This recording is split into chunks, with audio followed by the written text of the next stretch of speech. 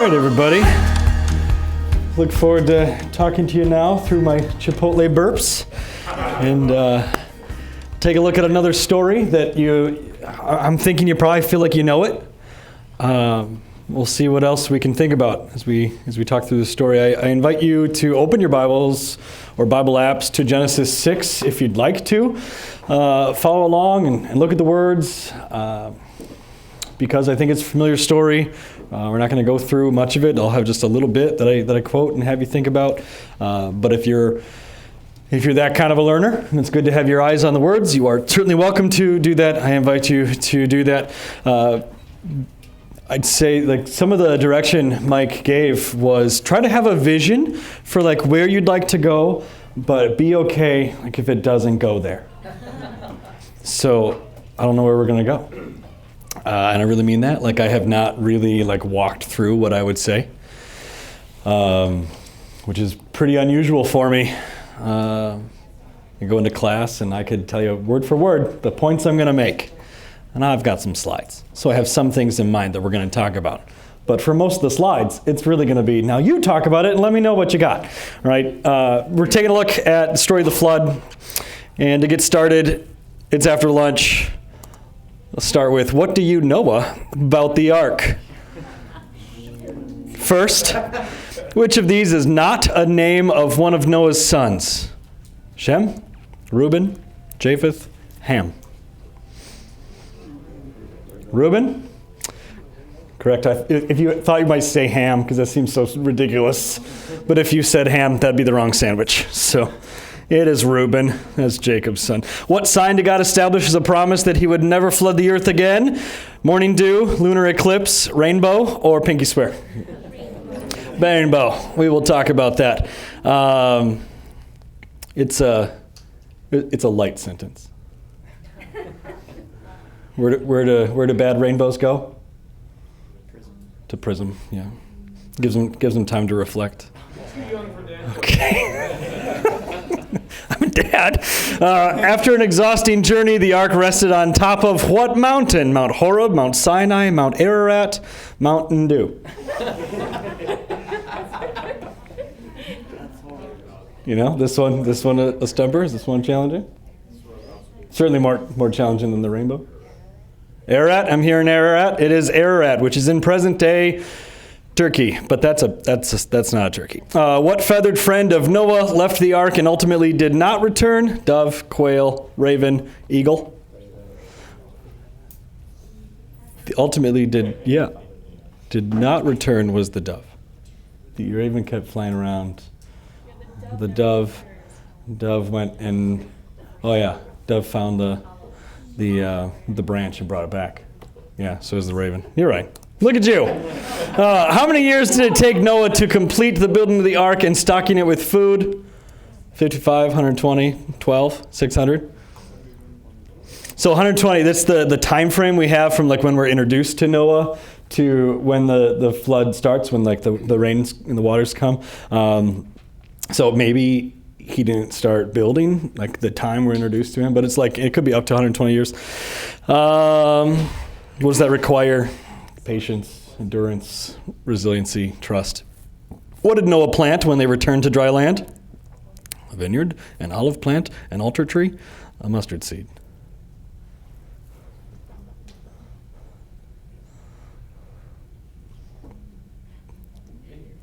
Yeah, a vineyard. There's grapes up there. But like, what I really enjoy is how many people say, I think it's an altar tree. What is an altar tree? Like it's so enjoyable when you make up a thing and then people think that's the right answer. It was a vineyard. All right, so as we take a look at this story, I remember when my oldest son is 11. I remember when he was born and we took him to the pediatrician. There was a Noah's Ark picture in the doctor's office, right? Like in that room where you go to finally wait for the doctor. My kid is sitting on the paper and it's Noah's Ark behind him. And I think you've all experienced that at some point there's this cute story of the floating zoo. And I don't think that's the story God tells.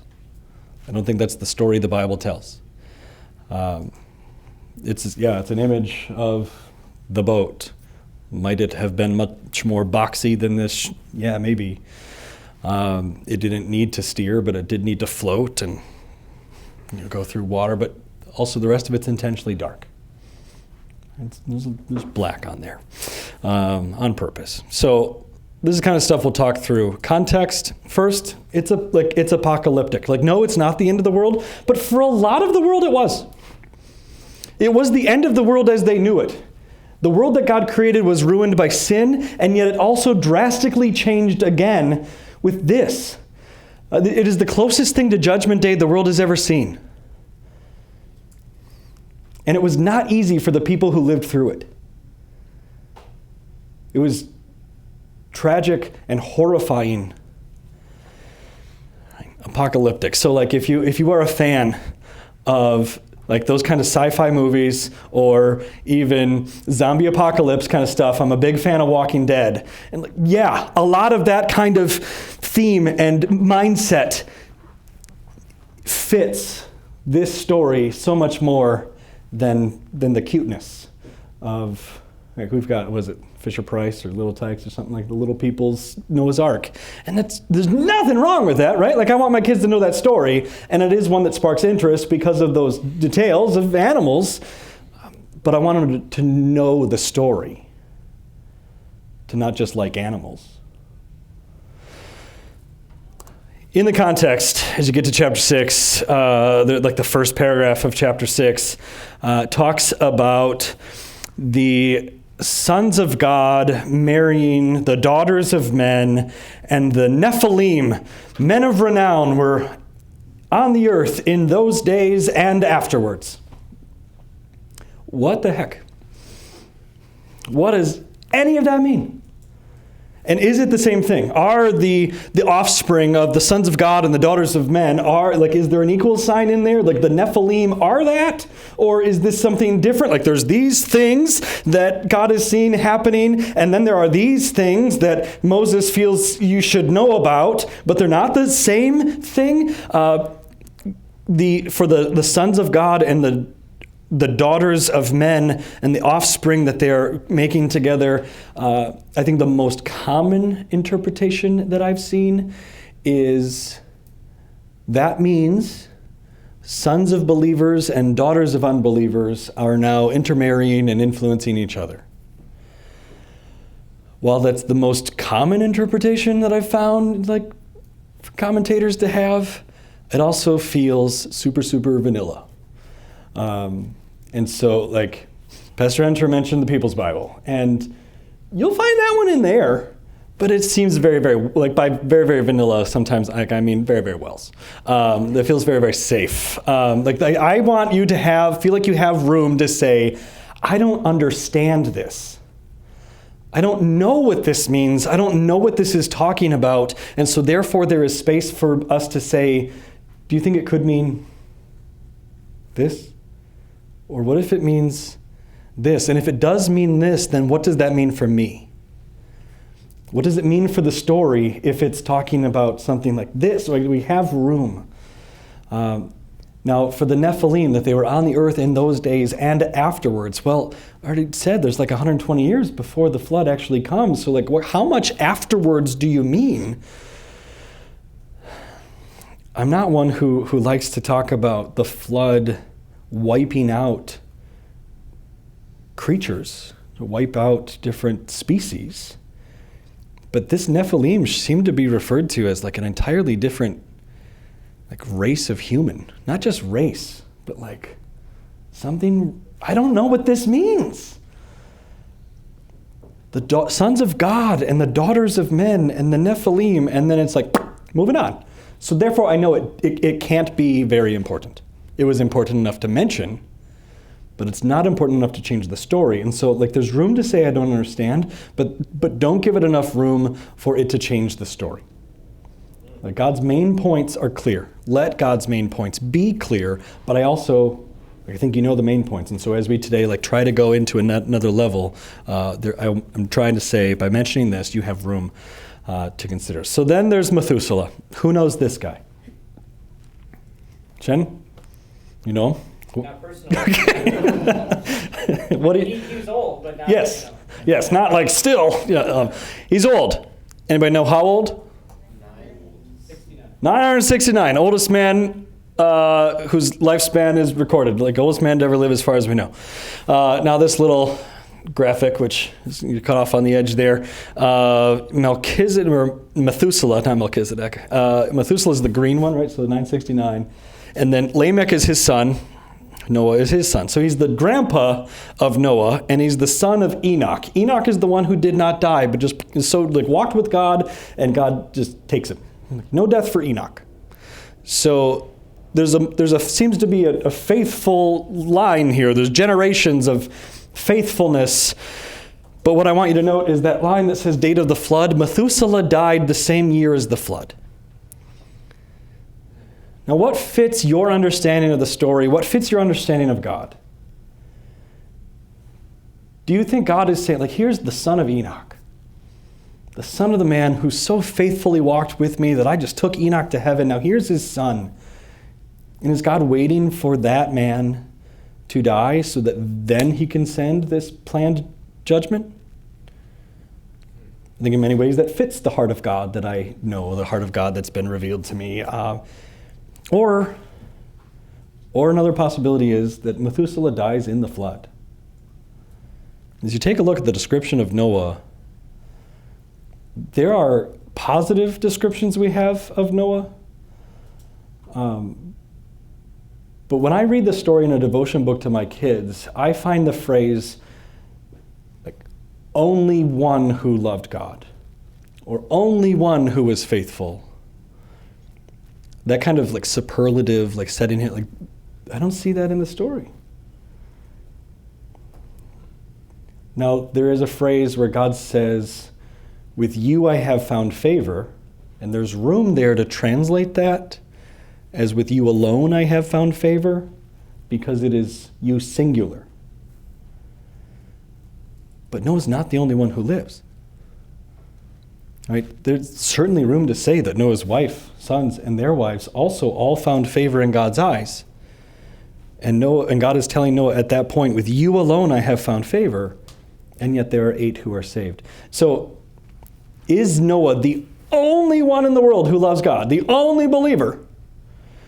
It seems that that's more than the Bible says. Like, you're right. Like, so if he's not the only one, certainly the world's bad. God has made that clear. But he also has made it clear that the only inclination of the human heart is only evil all the time, before and after.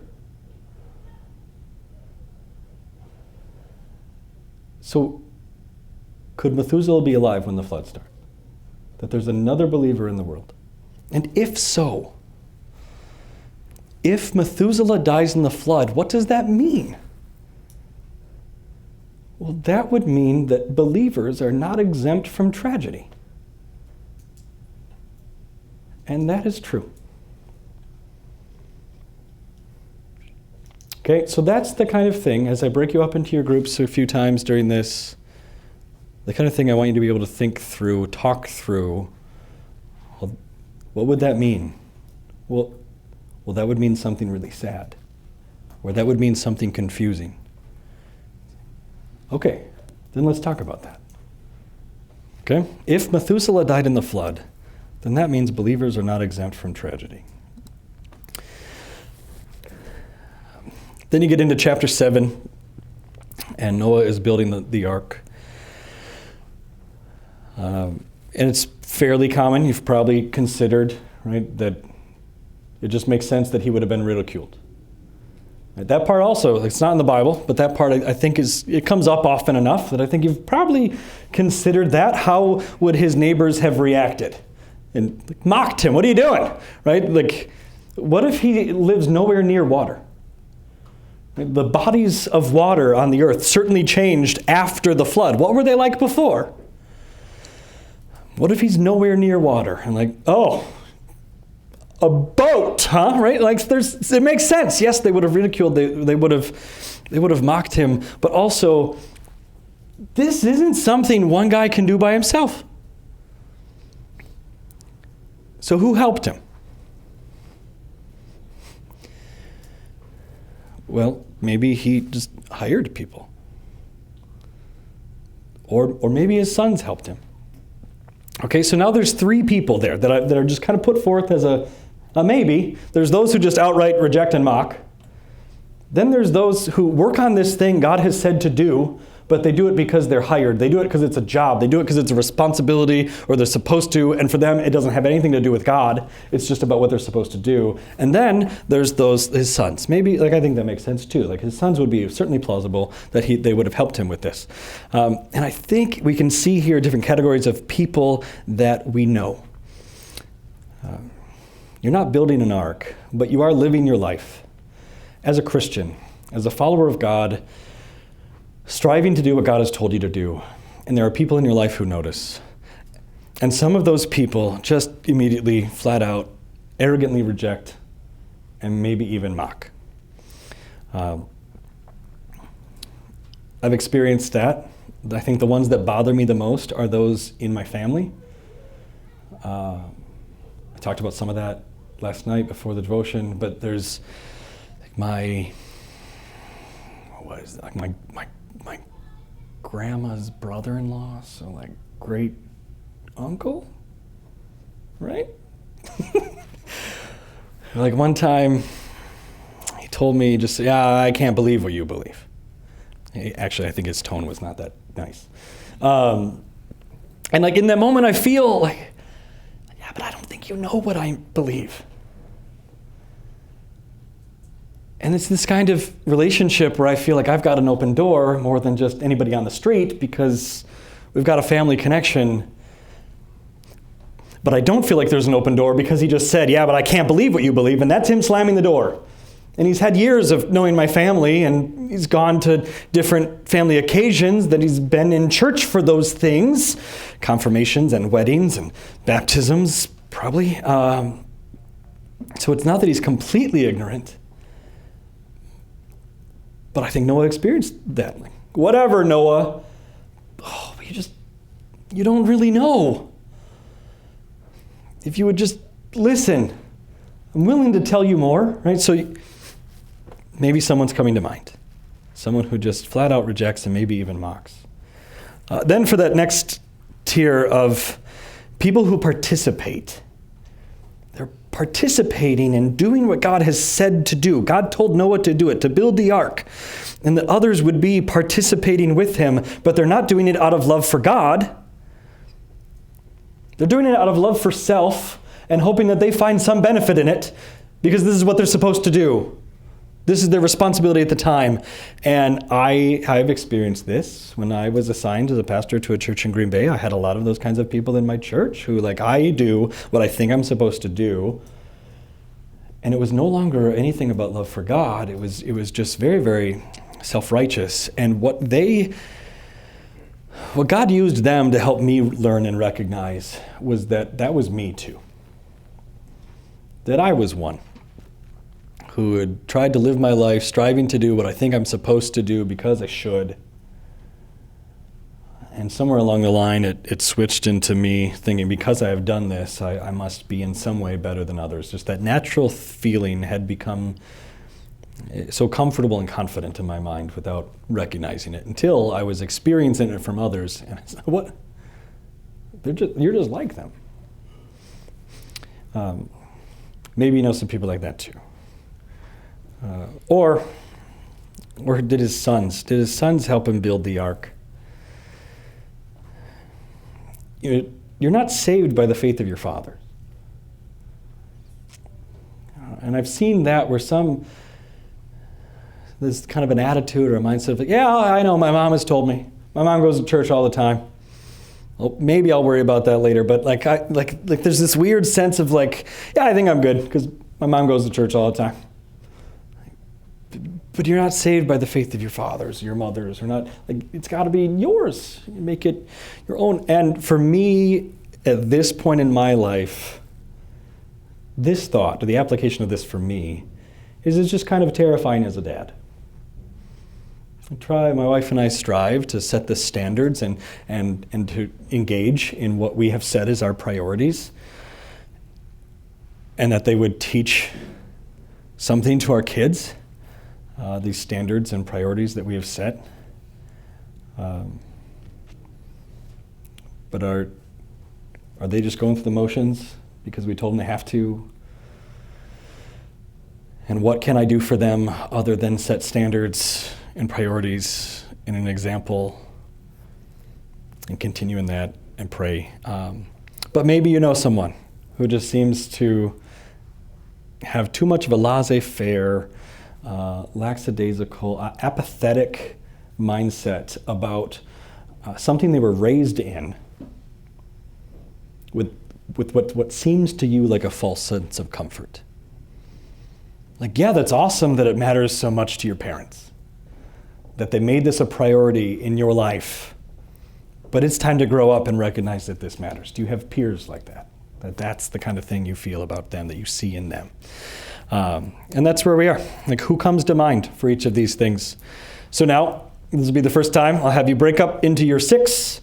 So like 1s, 2s, right? Like go back to those 6 breakout groups and try to come up, just share with your group. Does anyone come to mind for the rejectors, the flat out rejection and mocking? Someone who participates in doing what God has said, but they do it because they're supposed to, or they think they should, and it's not about their love for God. And yes, we're trying to read hearts. Just like we're talking, like, yes, you feel like this. Or the third one, the kids of someone who is faithful, and you recognize a reason for concern in them. So let's take, I'll say 5 minutes. Break up into your 6.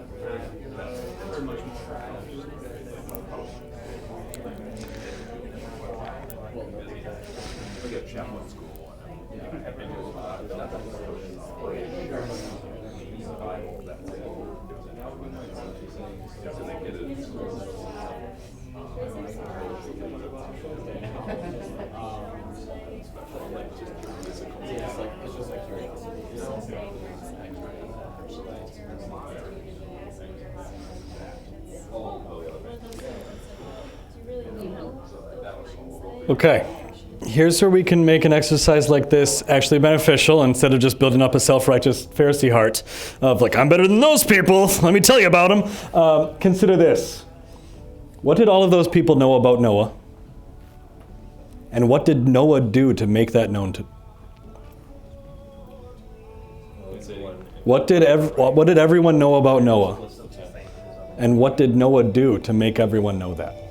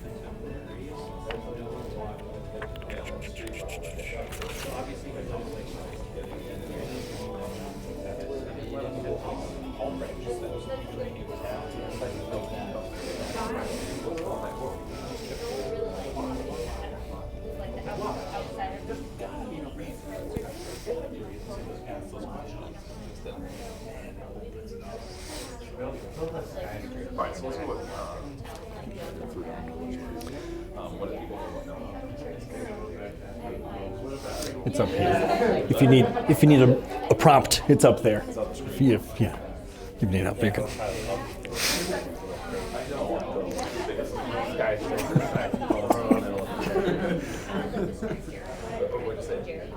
Like looked over the wall, they're like, "What do you do when you can't march around our like stop marching?" I think it's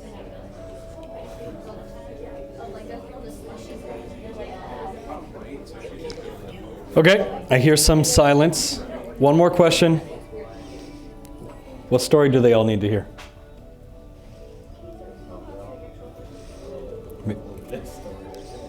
Each of those three different groups of people.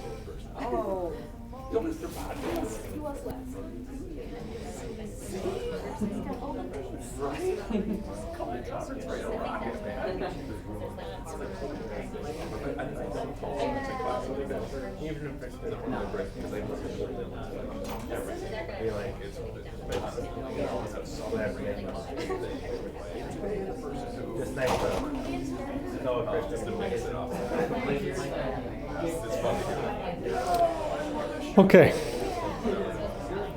Start to wind down, wrap it up. Return to your seats when you're ready. Yeah, you'll be back. Go team. One. Yeah, team one. Yeah.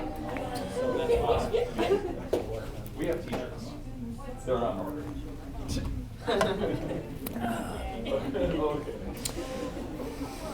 Okay.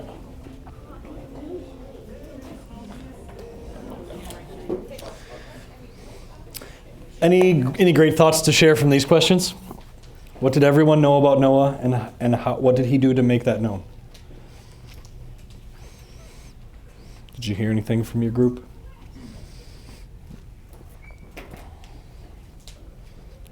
What do you think people knew about Noah? Denzo. The mockers probably thought like he was a crazy guy Okay. building a boat. Some thought he was crazy. Did they know why he was building a boat? You don't think so? Okay. Other thoughts? Katie? They knew that he probably believed in God. Okay. I'm sure he didn't just ignore the people that were walking up and yelling at him. I'm sure at least told them, like, God told me to build a boat. I'm building a boat. Like, he showed his faith through just, this is just his accepted life. So everyone else probably thought he was crazy, but it's just who he is. Do you think you do anything that some people think is crazy? And if they ask you why, you ready to tell them? Maybe it's a story. I'm just saying, this is what God says is good. Or because of what God said is coming. Yeah. Okay. Anything here? You thought through the different kinds of people that Noah may have encountered, that we may encounter. Any great thoughts of what stories people could use? Denzel had one?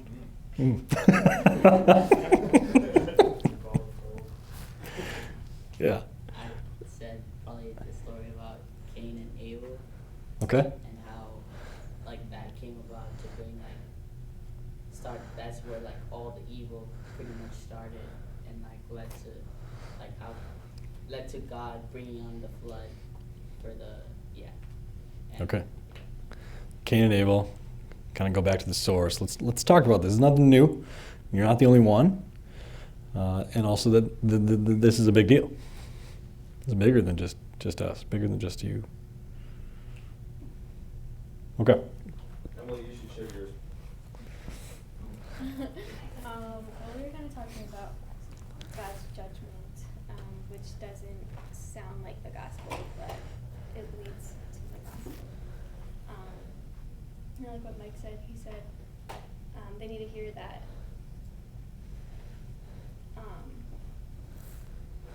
They need to hear about God's wrath, but there's room in the boat for them. Okay. God's judgment and wrath, like there's room for that. We need to hear about that, but we need to hear about it in a way that points to the gospel. This story is one of the best examples of God, of the combination of God's wrath and mercy being on display at once.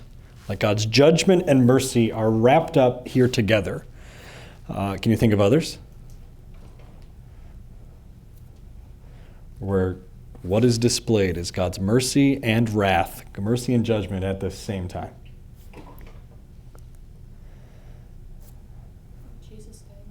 Jesus dying on the cross. That's why I said this is one of the best. But because that one's there, this one's not going to be the best. Absolutely, on the cross. Depending who's looking, or depending on what mood are you in? What is weighing on your heart right now? Is it joy and forgiveness, or is it guilt and shame?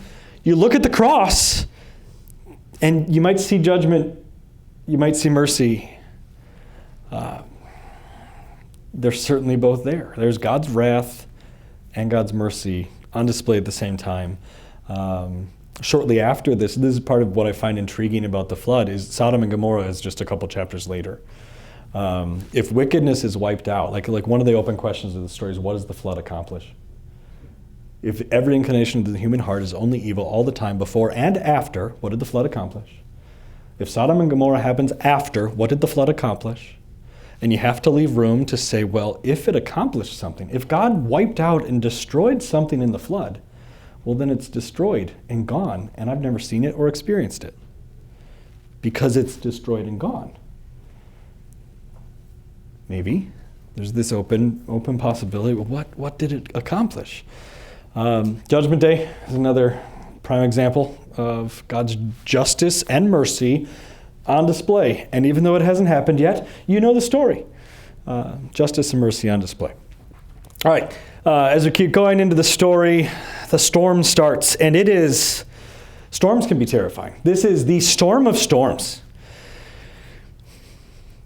As you read the account, and starting in the descriptions we have in Genesis of the earth being watered by springs, the floodgates being opened, I believe that it had never rained before. This is the first time they've seen anything like this. And therefore, it's terrifying. What are people afraid of? Sometimes we say people are afraid of the unknown, but we still wrap Christmas presents and children are happy to open them up, right? Even though they don't know what's inside. Sometimes we say that we're afraid of that which is different than us. I'll still go to the circus, and it's terrifying, but because the clowns are there. But no, we still go to the circus and the zoo to see things that are different than what we're used to. Like, we're afraid of that which we cannot control. And so, if you've probably heard this illustration talking about like the sting of sin or the sting of death. If a bee is buzzing around, I'm not that too. I'm irritated, but not too afraid, unless you're allergic to bees. Right?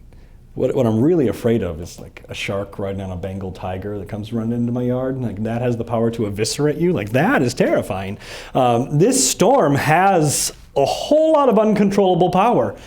And the unknown adds to, I don't know how to control this. I don't know how to stop this. I don't know where this is coming from. I don't know what's happening. And this is a storm of life that is absolutely terrifying. And it completely changes the world. Life as they know it is destroyed. I got to think that Noah has friends. He's talked about as a righteous, blameless man. And his neighbors might not love God, but they love him. I think they like spending time with him. And they might say, you got a weird hobby. But I think he cares about them, and I think he's got relationships. And they all die. He's got 3 sons who have wives, and those wives have families. Does Noah not have any siblings? They all die. And I don't know where they live before the flood. They land on Mount Ararat in Turkey, right? And it would make sense to me, like start taking this thing apart because we need to build some houses. But what was it like before? Where were they before? And if it was nowhere near water, and all of a sudden all they see is water, it's terrifying. And then they're stuck on this boat for a year. And they got floating cabin fever. And it stinks. And I'm like, if you, like, Pastor John talked about, growing up on a hog farm. How about growing up on a every creature on earth farm and go take care of them every day? Like the responsibility that's there, this is not a cruise for any of them. And there's some more darker details that we'll get into, but just as they get off, this is not home. God, why did you do this to me? Not just to those people who died. Why did you do this? I don't know if you're aware of this theory. Like I said, I don't think it rained before this. In Genesis, in creation account, describes a vault, right? An expanse of air that is between and separates the waters. Waters above and waters below. And I look out at the earth and I see waters below the sky. I've seen that. I know what that looks like. But I've never seen an equivalent that is above the sky. And yet that's the description we have in the creation account. And so this theory is that there was a canopy, like a vapor, a layer of water that God rained down for 40 days and 40 nights at the flood at a time like it had never rained before. Before, things were only watered by springs and then greenhouse effect dew and humidity inside that canopy. The creation account does not talk about separate continents. It talks about dry land gathered in one place. And so what has the flood done to earth as they knew it? If this is true, and it makes sense to me, then, like I said, I'm not one who likes to talk about the flood wiping out species of animals. But the air would be less dense. Like every breath would have less oxygen per breath because there's this now a different expanse to fill. And so maybe, have you ever noticed how like dinosaurs have small nostrils? How do they know what size nostrils they had from their bones? But if they really had small nostrils, well, maybe those little nostrils don't get enough oxygen anymore in this less dense air. The UV rays, and just like the radiation of the sun, used to have a filter. And now it's more direct and harmful. Noah has a ridiculously long lifespan, right? His grandpa was 969, and then not anymore. It's soon 120 tops, right? It's one of the things that the story of Noah sets. And anytime you can search it right now. Who's the oldest person on earth? I don't know. I'm going to guess 117, because at any given time it's somewhere between 115 and 120. And it's something God says in this story. I'm not going to contend with this anymore. We're going to set a limit on this. And that limit seems to naturally come by this. Like now, the way that the earth supports life is limited. It's not, therefore, it's not the earth that God created. And yes, before the flood, it was affected by sin. After the flood, it's affected by sin and the flood. And these people do not have their home anymore. Their comforts, they get off. And like, why? There's nothing about it that's joyous in their experience. Yeah, they're spared. God finds favor. But their life is hard. It's very, very much a struggle, and there's a lot of tragedy through it. And then the end of chapter 17 has this verse. Then the Lord closed the door behind them. Or, then the Lord shut them in.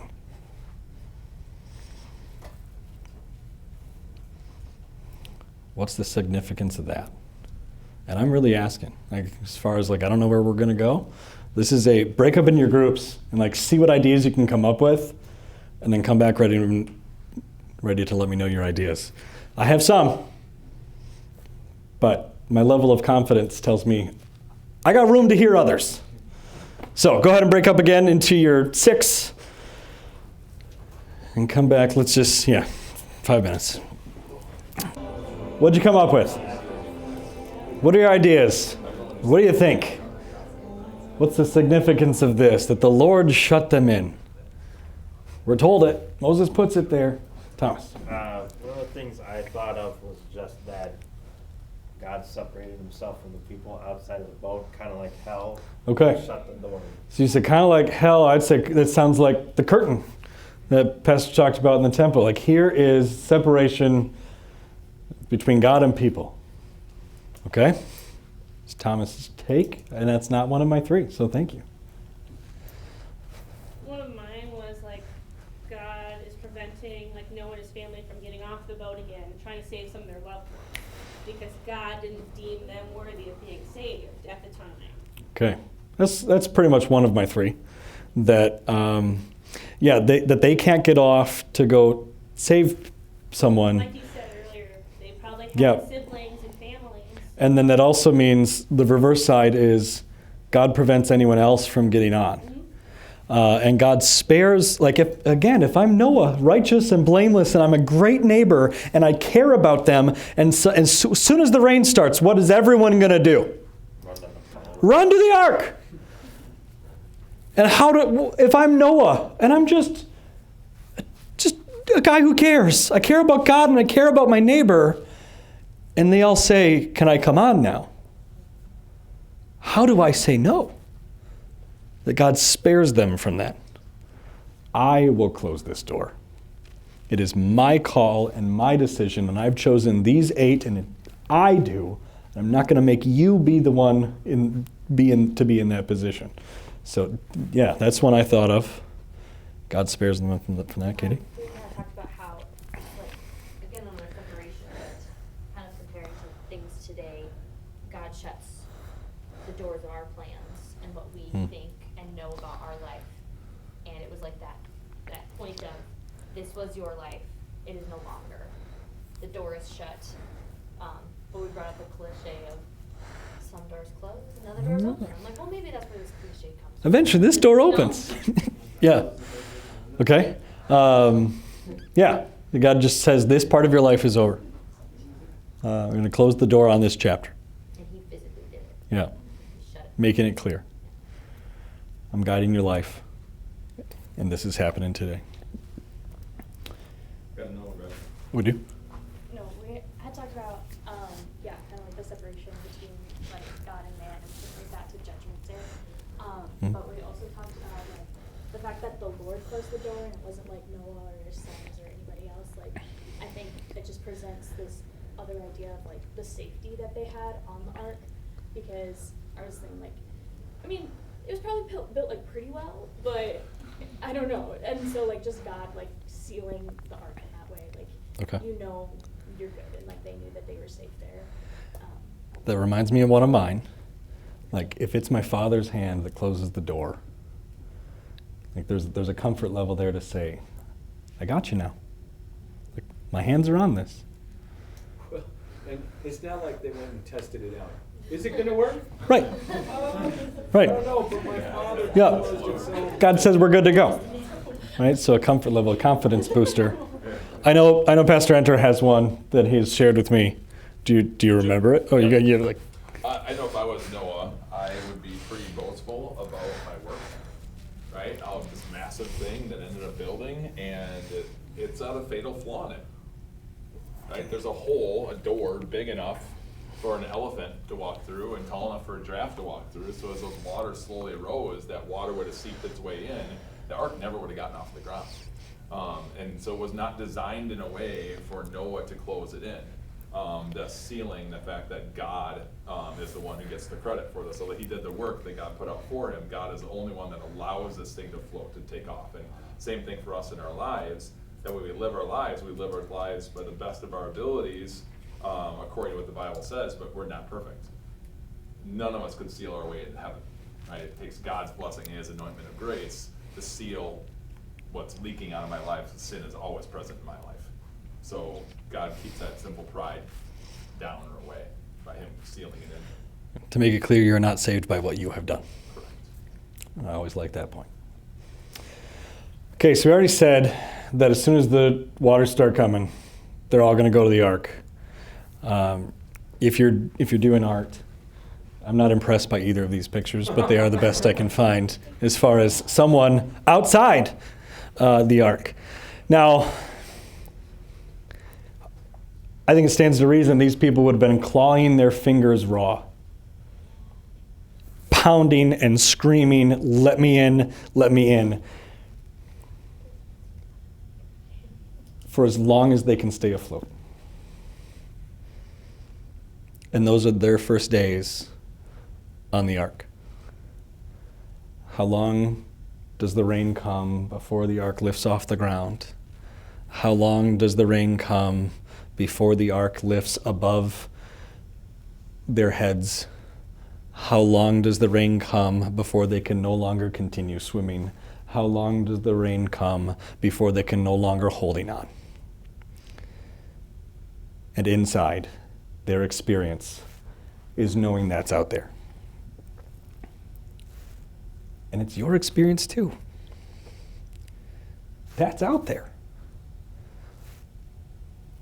What faces come, like a day will come when some will say, can I come in now? And it's not your call. You don't close the door. But they will have their regret. And what faces come to mind for you? What story do they need? Tell them the story and then let the Spirit do the Spirit's job.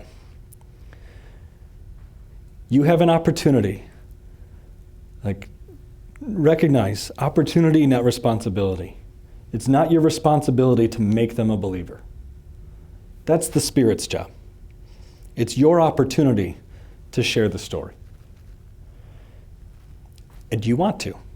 You want to before then, before that day. So now what? I know it. What do I do with it? Who are the faces that come to mind? And share the story. And if we're going to share the story, it's not just a story of if you don't, you're going to regret it. We need a story with gospel. So what's the gospel? Where is the gospel in the story of the ark? Take some time with your group and find the gospel. Okay, gang, this is the best part, right? Get to the good part. What'd you say? What did you already know? What did you think of? Where's the gospel? Who wants to get us started? Nick, you gotta go first. Nick, you gotta. Okay. Immediately what came to mind for me was that that's not the end of the story. Okay. So there's more.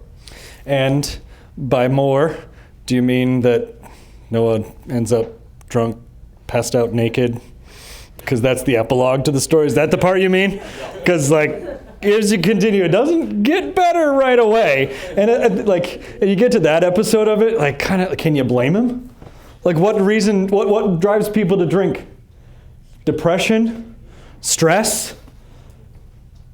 Feeling like regret, like you're not who you want to be, or you don't like life as it is? Like, can you blame him? Like, no kidding, right? Anyway, well, what do you mean? That's not the end of the story.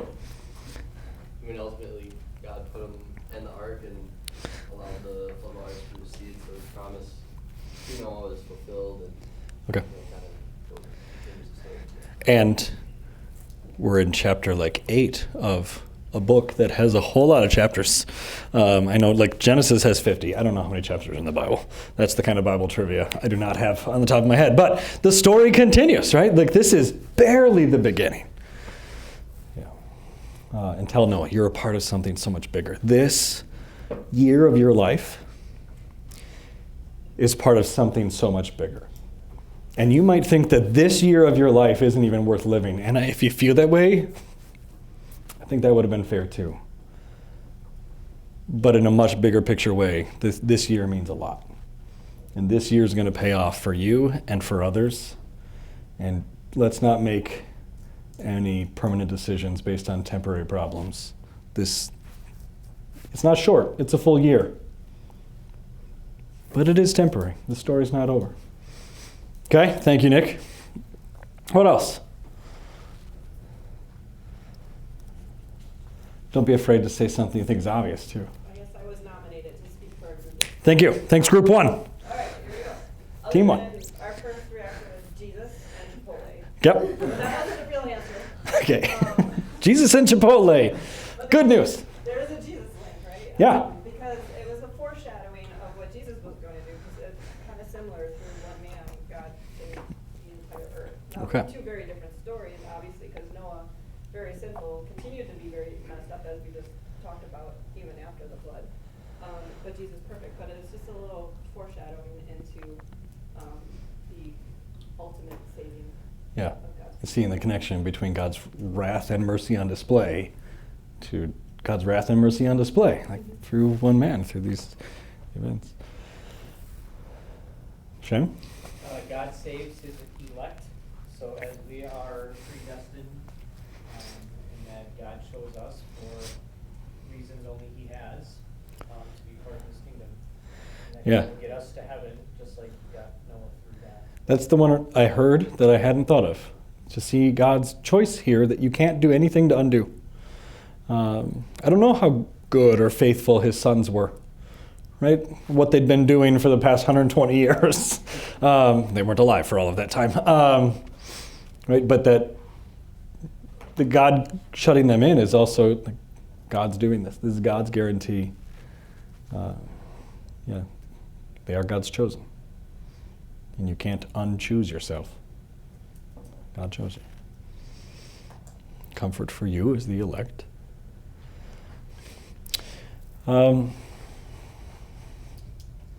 First one for me is Genesis 3:15 is being kept.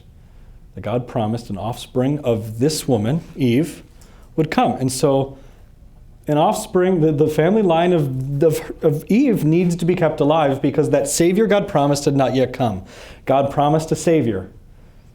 And this promise needs to be kept alive, and this promise is kept alive, and then this promise is kept. There's a connection the Bible makes, and it's to baptism. God waited patiently in the days of Noah while the ark was being built. In it, only a few people, 8 in all, were saved through water. In this water symbolizes baptism that now saves you also, not the removal of dirt from the body, but the pledge of a clear conscience toward God. It saves you by the resurrection of Jesus Christ. In so many ways, Noah's story is your story. And you may not have a year of your life that looks quite as extreme, but the characteristics of the experience are characteristics of your experience too. Including this one, I'm assuming, that you are baptized. And God is still keeping his promises. You know, there's connections here that there's water, there's this thing made of wood, and the cross is a thing made of wood that God uses to save. That God still keeps his promises. Connection to baptism that God uses to save. And then, anybody want to mention the one I thought was obvious? What's the happy part of the story of Noah's Ark? Rainbow. Yeah. And again, because of the canopy, I don't think they've ever seen this before. Not because God caused a new thing to happen, but because they've never seen sunlight hit the atmosphere this way before. First off, what is a bow? And the picture's giving you a big hint. This is not something that goes on top of a gift. It's not that kind of a bow. It's a bow and arrow. It's a bow. It's an archer's bow. That's its shape. And at the time, this is something that they would have, a weapon they would have had some familiarity with. A bow. That's as good as a weapon as you would have had at the time. It's a rainbow. And God gives this promise, never again. God's saying, next time that I send and I cause wrath on the entire world, the wrath is pointed at me. I'll take it next time. Here's my promise, and it's in the sky, and every time you see a reminder of the terror that you experienced, I want you to also see that I'm still keeping my promises. And next time I'm taking the wrath.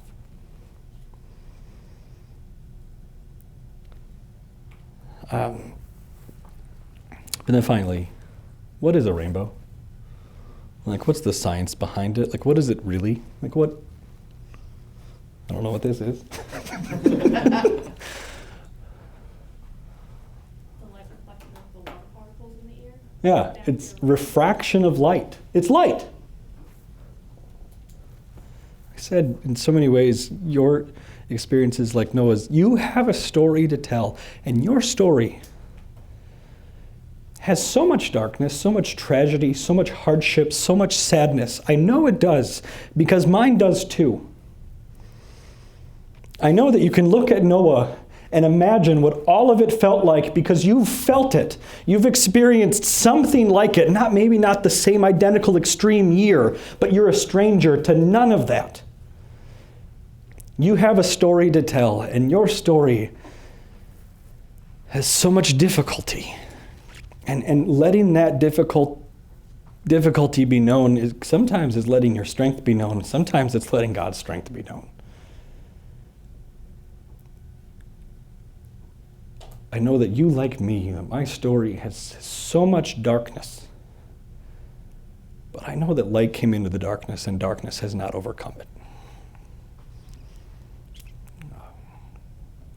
Yeah, it's light. And Jesus is the light of the world.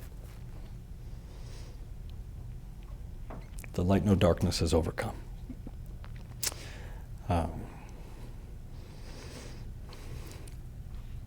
And no matter how dark it gets, no matter how tragic life is, no matter how difficult living as a sinner in a world full of sin is, the light has not gone away.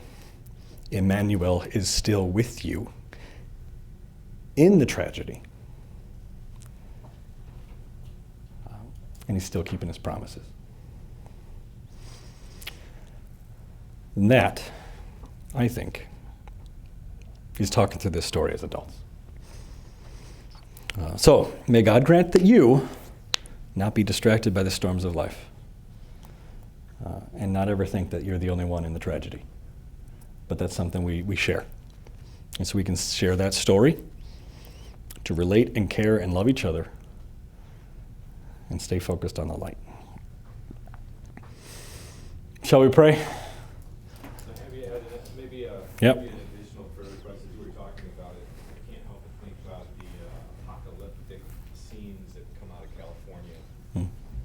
And our country is,